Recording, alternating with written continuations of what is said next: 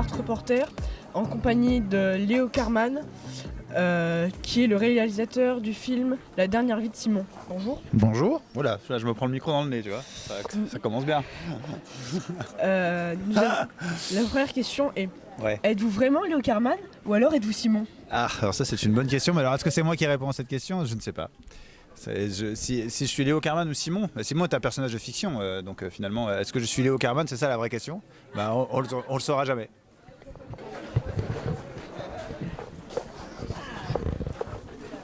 Pardon, est-ce que tu peux reposer la question? Pourquoi ce film a été mis 8 ans pour voir le jour? Eh bien parce qu'en fait, c'est un film qui est assez ambitieux et qui a un genre assez particulier. Et on nous a beaucoup dit qu'on ne faisait pas ce genre de cinéma en France. On nous a même dit que si le réalisateur était coréen, on aurait pu le faire. Parce qu'on a un peu mal pris, je vous avoue. Mais parce qu'un réalisateur coréen, ça permettait au film de rentrer dans une case. Et en fait, fait par un Français, ça ne rentrait pas dans une case. Et du coup, c'est ce qui a fait que ça a été très compliqué de le monter. En fait, personne ne voulait en faire parce que c'était trop compliqué. En fait, les gens ont eu peur. Les gens ont eu peur, ça, jusqu'à ce qu'on trouve Grégoire de Bailly, le producteur, qui, on va dire, qui a plus aimé le film qu'il n'en a eu peur. Et après, donc, on était 3. Et après, on a remis 2 ans à trouver un distributeur pour les mêmes raisons à chaque fois, en fait. Est-ce que c'était long pour vous? Oui. Long, mais hyper intéressant parce que le temps que ça a pris nous a permis aussi de retravailler le scénario. Et je pense que si on avait eu l'argent tout de suite, ça n'aurait pas été le même film non plus. Donc c'était assez chouette.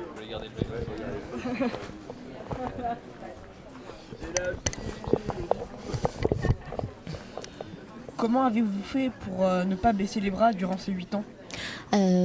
D'abord parce qu'on était 2 et que je pense que c'est une grande chance d'avoir été 2 là-dedans. Et aussi parce que autant Sabrina que moi, le film, c'est cette histoire. C'est quelque chose qui est d'une telle intimité que y a des histoires, on sent qu'elles doivent être racontées. Et je pense que celle-là, on sait depuis le début qu'il faut qu'on la raconte, pas quelle qu'en soit la manière d'ailleurs, parce que c'est pour ça que ça a mis tout ce temps, parce qu'on voulait bien la raconter. Et voilà. Je mets la casquette ou pas? Non, je t'enlève, allez.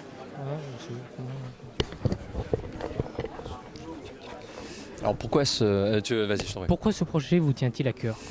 Alors ce projet il me tient énormément à cœur parce que ça parle à l'enfant qui est en moi.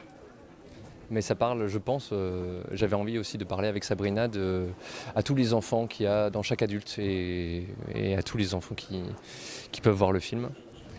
Et pour moi, c'est un film qui est nécessaire parce que ça parle de comment s'accepter soi-même. Et voilà. Et comment avez-vous eu l'idée? Comment j'ai eu l'idée? C'est une très bonne question. Ça remonte à 8 ans. Où en fait j'ai eu cette idée un jour en me disant... Est-ce que quelqu'un veut remplacer pour la suite? Ouais, vas-y. Pardon, on va la refaire. Merci. Je t'en prie. Comment avez-vous eu l'idée?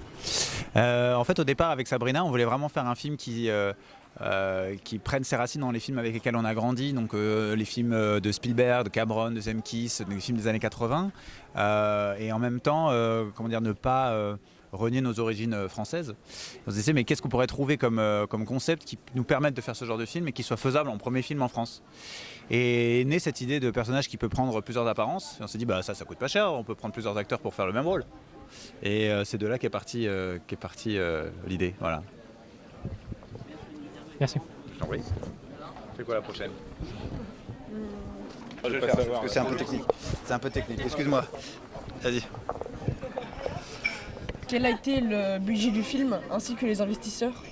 Alors, le film a coûté un peu moins de 2 millions d'euros. Et on a eu l'aide de Canal+, Ciné+, la région Bretagne, une coproduction belge avec l'aide de la région Wallonie et des minimums garantis du distributeur et du vendeur. Voilà. Merci. Ouais, j'en prie. J'en ai une dernière, excusez-moi. Ouais. Vous attendez-vous à avoir des bénéfices? Est-ce qu'on s'attend à avoir des bénéfices? Par la popularité du film. Alors en fait, il y a un truc qui est assez vrai dans le cinéma, c'est qu'on sait jamais rien. On sait jamais rien. On espère que beaucoup de gens vont aller voir le film en tous les cas. Après, effectivement, nous, on n'est pas vraiment branchés argent. Zéro. Comment ? On n'est pas contre de l'argent non plus, mais ce que je veux dire, c'est que c'est plutôt, on espère que plein de gens vont venir découvrir cette histoire. De toute façon, on ne peut qu'espérer ça et on ne sait jamais ce qui va se passer. Donc, on espère. Merci. C'est une question. Ouais, bah ça, je pense que Cédric peut faire les deux. Ouais, t'es tourné.